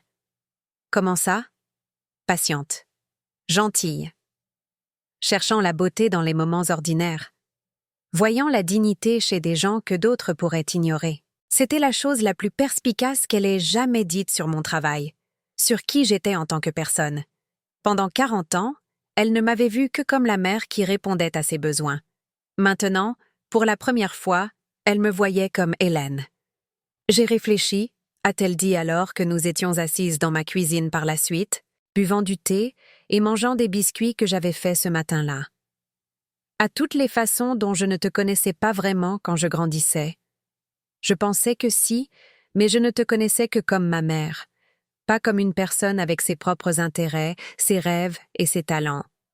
La plupart des enfants voient leurs parents de cette façon, ai-je dit. C'est normal sur le plan du développement, mais la plupart des enfants grandissent et commencent à voir leurs parents comme des êtres humains à part entière.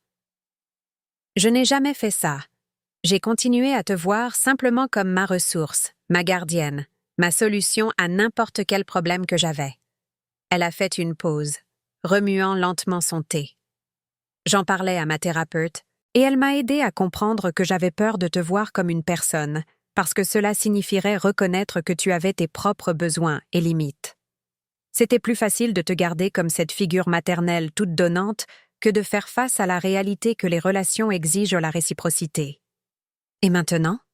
Maintenant, je suis terrifiée d'avoir attendu trop longtemps, d'avoir fait tant de mal et profité de ton amour pendant tant d'années que même si je change, même si je deviens une meilleure personne, il pourrait ne pas y avoir de place pour moi dans ta nouvelle vie.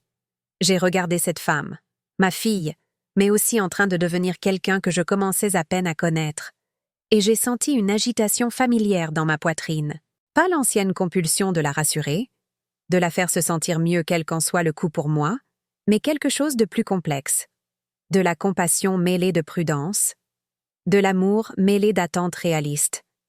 Léa, ai-je dit avec précaution, j'ai besoin que tu comprennes que même si nous reconstruisons notre relation, elle ne redeviendra jamais comme avant. Je ne serai plus jamais la mère qui fait passer tes besoins avant mon propre bien-être. Je ne financerai plus jamais tes erreurs, ni ne permettrai tes mauvais choix. Je n'accepterai plus jamais le manque de respect ou la manipulation, même si c'est déguisé en besoin ou en obligation familiale. Elle a hoché la tête, des larmes aux yeux, mais la voix stable. Je sais, et je ne veux pas que ça redevienne comme avant. La situation d'avant était néfaste pour nous deux. Elle m'a empêché de grandir et elle t'a empêché d'avoir ta propre vie. Alors, que veux-tu? Je veux te connaître. La vraie toi, pas seulement la version de toi qui existait pour servir mes besoins. Je veux en apprendre davantage sur ta photographie, tes livres, tes amis et tes pensées sur des choses qui n'ont rien à voir avec moi. Je veux que nous ayons des conversations où j'écoute autant que je parle, où je donne autant que je reçois. Et je veux regagner ton respect. Pas en promettant d'être différente, mais en étant réellement différente. En me montrant constamment comme quelqu'un qui te voit comme une personne entière méritant amour et considération. Ce n'était pas un moment parfait.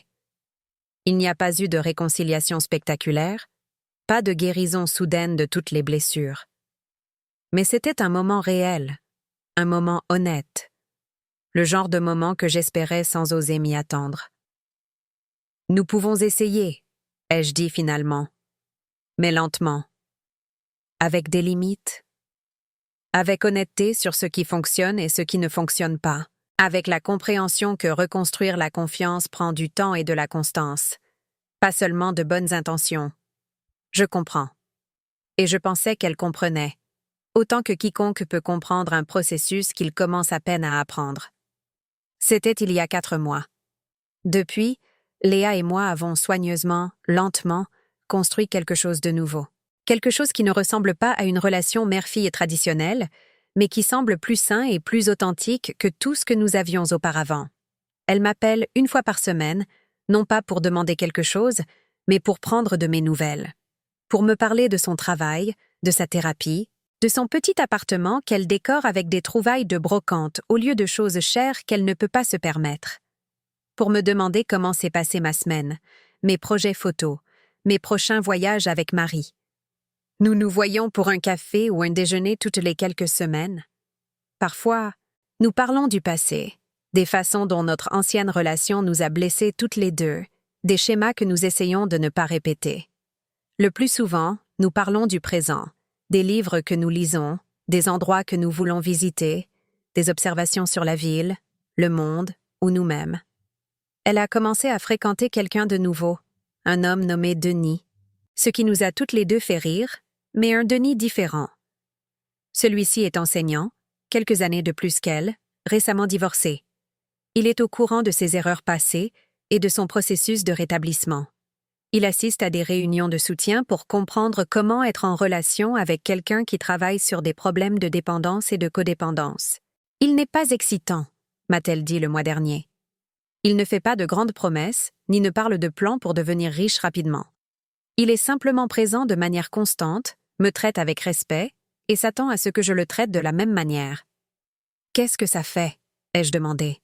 « Terrifiant », a-t-elle dit en riant. « Et merveilleux. Comme si je pouvais peut-être apprendre à être dans une relation basée sur la réalité au lieu de la fantaisie. » J'ai commencé à lui montrer davantage de mon travail photographique, et elle est devenue l'une de mes critiques les plus réfléchies. Pas toujours élogieuse, mais toujours engagée, posant toujours des questions qui me poussent à réfléchir plus profondément à ce que j'essaie de capturer et pourquoi. Le mois dernier, elle m'a aidé à créer un compte Instagram pour partager mes photos avec un public plus large. J'étais intimidée par les réseaux sociaux, mais elle a été patiente pour m'enseigner, respectueuse de mon rythme et de mes préoccupations concernant la vie privée. « Tu as du talent, maman », a-t-elle dit alors que nous téléchargions ma première publication. La photo du chêne avec de nouvelles pousses que je lui avais données au marché. Les gens devraient voir ton travail.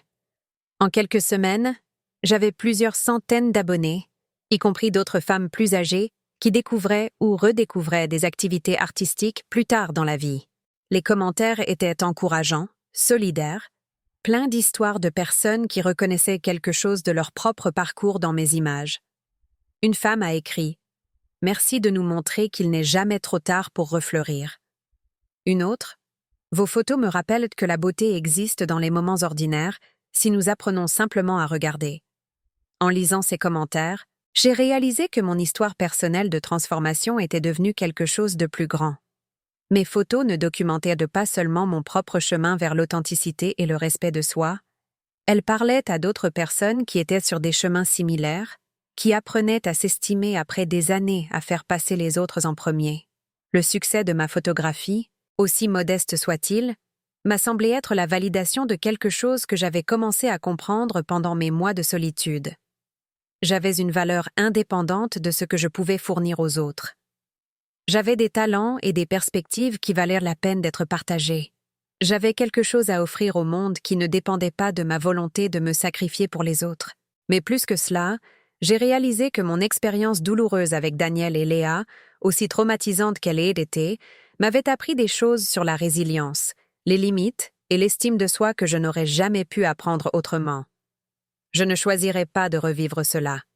La trahison, l'abus financier, l'humiliation publique, tout cela était véritablement nuisible et inutile. Mais l'avoir traversé et y avoir survécu, avoir appris à me défendre et à reconstruire ma vie selon mes propres termes, m'a donné une perspective et une force que je n'avais jamais possédées auparavant.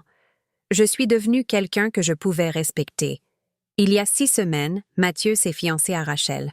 Le week-end dernier, c'était leur fête de fiançailles, un petit rassemblement dans leur appartement parisien avec des amis proches et la famille. Léa était là, avec son nouveau petit ami Denis.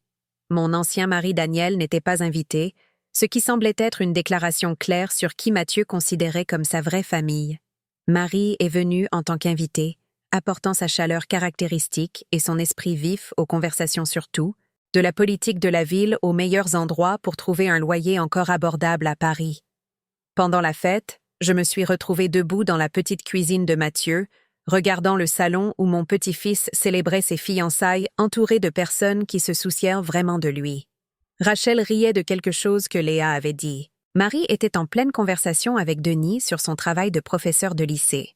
Mathieu se déplaçait entre les groupes d'invités, s'assurant que tout le monde se sentait inclus et à l'aise. C'étaient mes gens maintenant.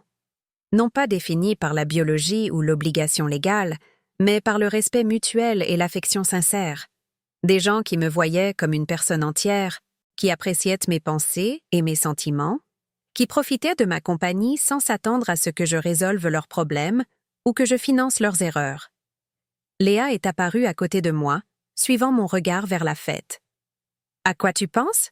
a-t-elle demandé. « Je pense simplement à quel point c'est différent des anciennes réunions de famille, » ai-je dit. « Regarde comme Mathieu est détendu. Regarde comme toutes les conversations semblent authentiques. » Elle a hoché la tête. Personne ne joue un rôle.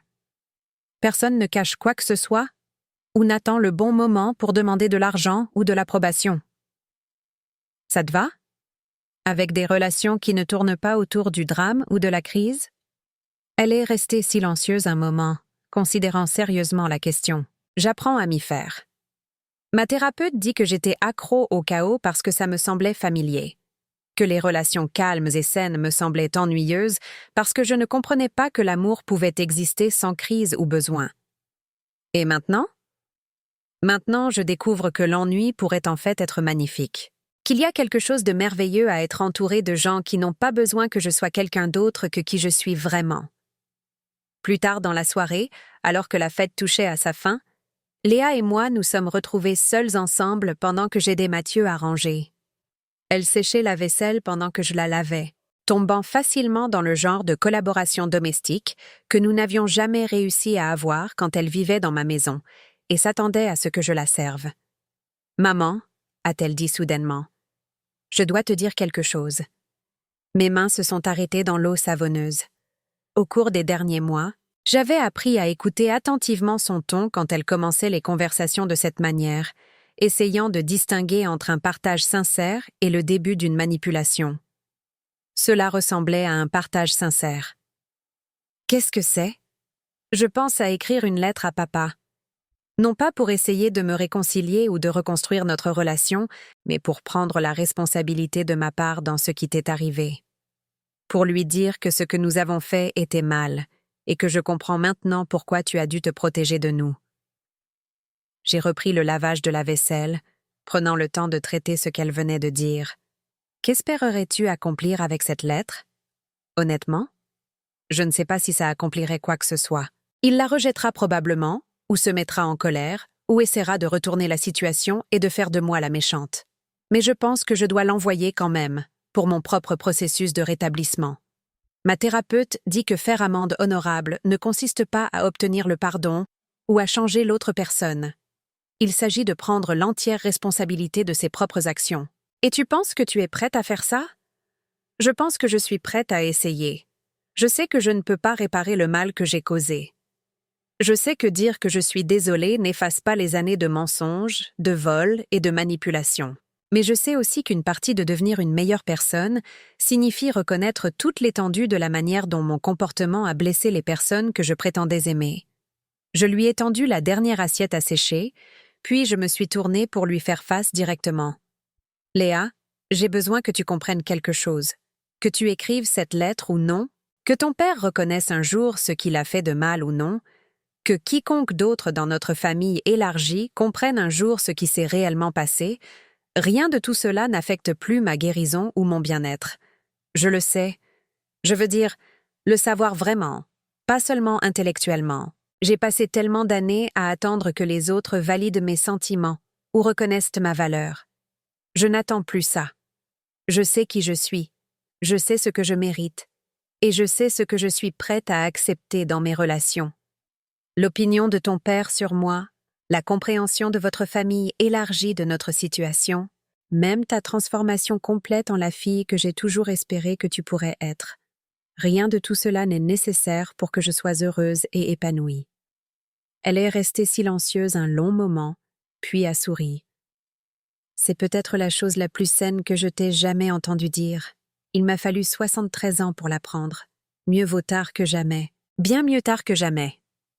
En rentrant chez moi ce soir-là, à travers les rues familières de Paris, j'ai réfléchi aux étranges tournants que ma vie avait pris au cours de la dernière année et demie. La trahison, qui m'avait presque détruite, m'avait aussi libérée. Les relations familiales qui s'étaient effondrées sous le poids de la malhonnêteté avaient créé un espace pour de nouvelles relations basées sur l'authenticité et le respect mutuel. Je pensais à la femme que j'étais, si désireuse de plaire, si effrayée d'être seule, si convaincue que ma valeur résidait dans ce que je pouvais fournir aux autres. Cette femme avait été sincère dans son amour, authentique dans son désir de prendre soin de sa famille, mais elle avait aussi été perdue, submergée par les besoins et les attentes des autres. La femme que j'étais devenue était différente. Plus forte, certainement, mais aussi plus douce à certains égards. Plus capable d'aimer parce que plus capable de poser des limites. Plus capable de donner parce que moins disposée à être exploitée. Plus capable de pardonner parce que moins dépendante de l'approbation ou de la validation des autres. Je n'étais pas amère à propos des années que j'avais passées en tant que cette autre femme.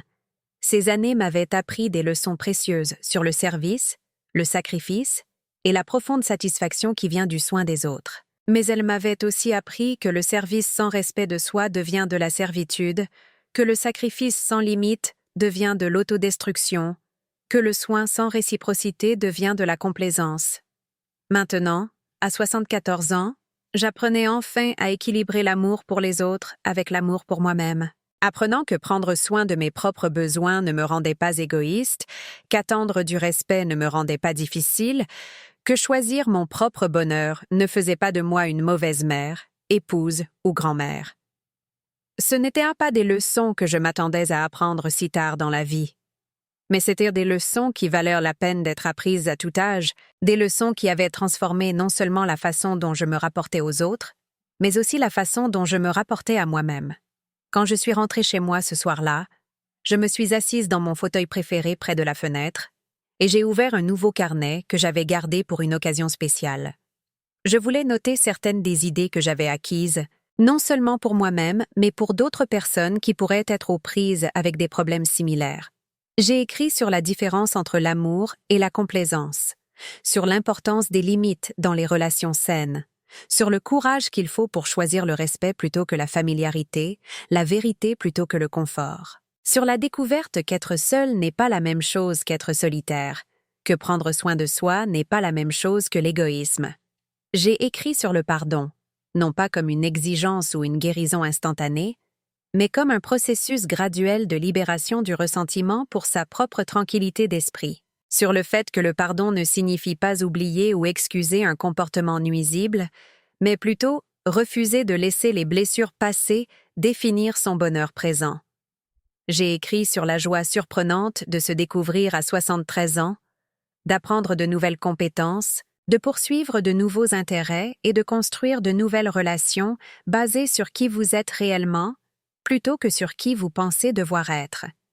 Et j'ai écrit sur l'espoir, non pas un optimisme naïf ou un déni des dures réalités, mais l'espoir mature qui vient de la compréhension que les gens peuvent changer, que les relations peuvent guérir, qu'il n'est jamais trop tard pour choisir un chemin différent. En écrivant, j'ai réalisé que mon histoire n'était pas unique. Partout dans le monde, des femmes de mon âge apprenaient des leçons similaires, faisaient des découvertes similaires, trouvaient un courage similaire pour donner la priorité à leur propre bien-être après des décennies à faire passer tout le monde en premier. La différence était que beaucoup d'entre elles faisaient ce travail dans l'isolement, sans soutien, sans validation ou sans savoir que leurs expériences étaient partagées par d'innombrables autres. J'ai décidé ce soir-là d'étendre mon compte Instagram au-delà de la simple photographie. Je voulais partager mon histoire, tendre la main à d'autres femmes qui pourraient être aux prises avec des membres de leur famille, qui les voyaient comme des ressources plutôt que comme des personnes, qui pourraient apprendre à poser des limites pour la première fois, qui pourraient découvrir leur propre valeur après des années à n'être valorisées que pour ce qu'elles pouvaient fournir. En quelques semaines, mon nombre d'abonnés avait considérablement augmenté. Pas seulement des femmes plus âgées, mais des personnes de tous âges qui apprenaient à donner la priorité à leur propre santé mentale, à reconnaître la manipulation émotionnelle, à comprendre la différence entre l'amour et l'exploitation. Les messages que j'ai reçus étaient déchirants et inspirants à parts égales. Des histoires d'abus financiers, de manipulation émotionnelle, de membres de la famille qui disparaissaient lorsque l'argent s'épuisait, de conjoints qui s'attribuaient le mérite du travail de leur partenaire, d'enfants qui voyaient leurs parents comme des plans de retraite plutôt que comme des êtres humains, mais aussi des histoires de transformation, de personnes trouvant le courage de dire non, de relations qui guérissaient après une conversation honnête, d'individus découvrant leurs propres valeurs et construisant des vies basées sur le respect de soi plutôt que sur le sacrifice de soi. Une femme a écrit « Lire votre histoire m'a donné le courage de changer mes mots de passe bancaire et d'arrêter de financer la dépendance aux jeux de mon fils adulte. » Une autre « Je suis mariée depuis 35 ans et je viens de réaliser que mon mari ne m'a jamais demandé une seule fois ce que je voulais pour le dîner. Merci de m'avoir montré que les petits actes de manque de respect s'additionnent pour former quelque chose de beaucoup plus grand. » Un homme de Bordeaux. Après la mort de ma femme, mes enfants ont immédiatement commencé à me presser de vendre la maison et d'emménager avec l'un d'eux. Votre histoire m'a aidé à réaliser que je ne leur dois pas mon indépendance, simplement parce que je vieillis. Ces réponses ont confirmé ce que j'avais commencé à comprendre au cours de mon propre parcours de guérison. L'abus ne ressemble pas toujours à de la violence ou à des disputes hurlantes. Parfois, il ressemble à de petites demandes constantes, à considérer les contributions de quelqu'un comme acquises, à rejeter ses sentiments ou à traiter ses limites comme des suggestions plutôt que des exigences. Parfois, il ressemble à de l'amour, si vous ne savez pas à quoi ressemble réellement un amour sain. 1 an après avoir créé mon compte sur les réseaux sociaux, j'ai été approchée par un petit éditeur qui voulait transformer mon histoire en livre. Pas exactement des mémoires, mais un guide pour les personnes apprenant à reconnaître et à se remettre de l'abus financier familial, combiné à mes photographies et à des conseils pratiques pour reconstruire sa vie après la trahison. L'écriture du livre a pris 8 mois.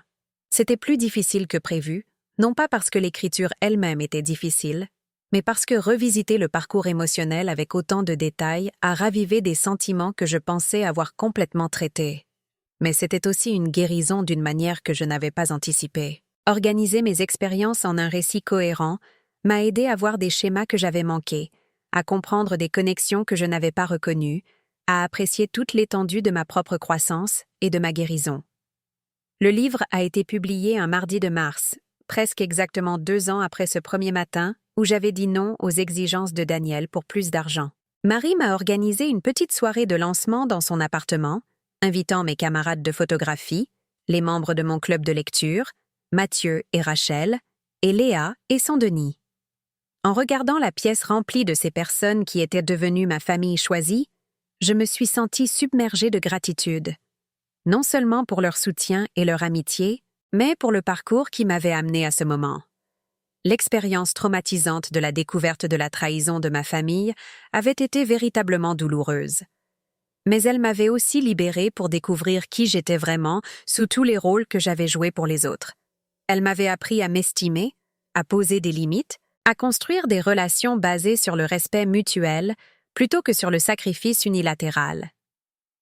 Je ne pouvais pas dire que j'étais reconnaissante pour la trahison elle-même. Elle avait été cruelle, inutile et avait causé un préjudice réel. Mais j'étais reconnaissante pour ce que j'en avais appris, pour celle que j'étais devenue en réponse, pour la vie que j'avais construite de l'autre côté. Pendant la fête, Léa m'a prise à part et m'a tendu un petit paquet emballé. « Qu'est-ce que c'est » ai-je demandé. « Ouvre-le simplement. » À l'intérieur se trouvait une photo encadrée, pas une des miennes, mais une qu'elle avait prise. Une photo spontanée de moi à la fête de fiançailles de Mathieu, riant de quelque chose que Marie m'avait chuchoté à l'oreille. Mes cheveux étaient argentés sous la lumière chaude, mon visage détendu et sincèrement heureux. Je ressemblais à moi-même, mais aussi à quelqu'un que j'apprenais encore à connaître. « Quand as-tu pris ça » ai-je demandé. « Ce soir-là, à la fête de Matt. » Tu riais avec Marie, et j'ai pensé « Voilà qui est vraiment ma mère. Voilà la femme que je n'ai jamais pris la peine de voir avant. » J'ai regardé la photo un long moment, me voyant à travers les yeux de ma fille. Pas la gardienne surchargée que j'avais été pendant tant d'années, pas la victime que j'étais brièvement devenue, mais la femme authentique, résiliente et joyeuse que j'apprenais encore à être. « Merci », ai-je dit, et je le pensais de plus de manières qu'elle ne le comprenait probablement. « Merci », a-t-elle répondu, « de ne pas avoir renoncé à toi-même, de m'avoir montré qu'il est possible de recommencer, de devenir une meilleure personne, de choisir le respect plutôt que la familiarité, d'avoir été assez courageuse pour te sauver, même si cela signifiait perdre la famille que tu pensais avoir. » Plus tard dans la soirée, après que tout le monde soit rentré et que je nettoyais les restes de la fête, je me suis assise dans mon fauteuil préféré près de la fenêtre et j'ai ouvert le livre à une page que j'avais marquée des semaines plus tôt. C'était un passage que j'avais écrit sur la différence entre la famille dans laquelle on est et la famille que l'on choisit, sur le courage qu'il faut pour donner la priorité à son propre bien-être, sur les cadeaux surprenants qui peuvent émerger des pires expériences. J'ai lu mes propres mots et j'en ai été fière. Fière du parcours qu'ils représentaient, fière de la femme qui avait trouvé la force de les écrire. Dehors, Paris s'installait dans la soirée. Les lumières s'allumaient dans les appartements où les familles partageaient le dîner, où les enfants faisaient leurs devoirs, où les couples parlaient de leur journée, où les individus poursuivaient leurs propres intérêts et rêves. Certaines de ces familles étaient probablement saines et solidaires. D'autres luttaient probablement avec leur propre version du dysfonctionnement que j'avais connu. Toutes vivaient leur vie, faisaient leurs choix, apprenaient leurs leçons. J'ai levé ma tasse de thé à la fenêtre, à la ville, à la vie que je m'étais construite. À Hélène, ai-je dit, tout comme je l'avais fait ce premier soir après l'appel de Daniel. À la femme qui a appris à se choisir. Mais cette fois, les mots semblaient différents. Pas pleins d'espoir ou d'aspiration, mais vrais. Je m'étais choisie. J'avais appris à estimer ma propre valeur. J'avais construit une vie basée sur l'authenticité et le respect de soi. À 74 ans, j'étais exactement celle que j'étais censée être. Avez-vous déjà vécu quelque chose de semblable? Avez-vous déjà dû choisir entre maintenir la paix et conserver votre dignité? Avez-vous déjà découvert que les personnes qui prétendaient avoir besoin de vous avaient en fait juste besoin de ce que vous pouviez leur fournir? S'il vous plaît, partagez votre histoire dans les commentaires ci-dessous. Parlez-moi du moment où vous avez réalisé que vous méritiez mieux, ou du moment que vous attendez encore. Parlez-moi de la personne dans votre vie qui vous fait vous sentir petite, et de la façon dont vous travaillez pour vous sentir grande à nouveau. Et si cette histoire a résonné en vous, si elle vous a fait réfléchir à vos propres relations, à votre propre valeur ou à votre propre droit d'être traité avec respect, s'il vous plaît, cliquez sur le bouton « J'aime » et abonnez-vous à cette chaîne. Cela m'aide à rester assez courageuse pour continuer à partager ces histoires, et cela aide ces messages à atteindre d'autres personnes qui pourraient avoir besoin de les entendre. Merci d'avoir écouté mon histoire. Merci d'avoir été témoin de ma douleur et de ma transformation. Merci de faire partie de mon voyage du silence à la voix, de l'ombre à la lumière. Rappelez-vous, vous valez plus que ce que vous pouvez fournir aux autres. Vous méritez un amour qui ne vous demande pas de vous perdre. Vous méritez une paix qui ne vient pas au prix de votre dignité. Et vous n'êtes jamais trop vieille pour commencer à vous choisir en premier.